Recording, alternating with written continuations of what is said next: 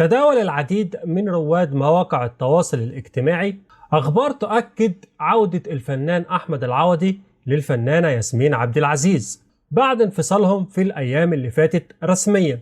وجات الأخبار دي بعد بوست اتنشر على صفحة الفنانة ياسمين عبد العزيز تعلن عودتها للفنان أحمد العوضي، وبعدها انتشر الخبر بسرعة كبيرة جدا على مواقع التواصل الاجتماعي.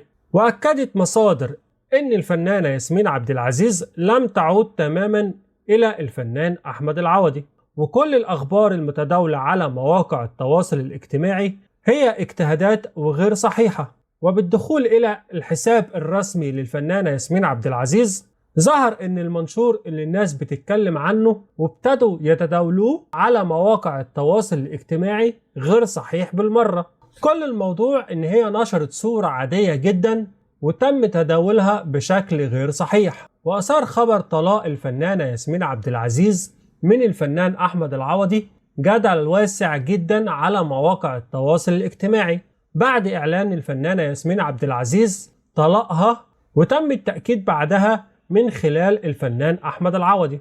وعرف الجمهور إن سبب الطلاق هي خلافات بينهم كانت من فترة طويلة وكانت بتتكرر باستمرار، ولكن على طول كانوا بيتغلبوا على المشاكل دي بسبب الحب الكبير اللي بينهم.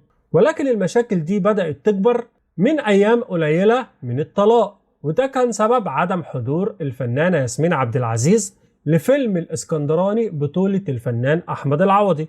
واتكلم ساعتها الفنان أحمد العوضي عن سبب حضور الفنانة ياسمين عبد العزيز إن هي تعرضت لتعب شديد وعشان كده ما حضرتش الحفل، ولكن الحقيقة عدم حضورها هو سبب تطور الخلافات بينهم.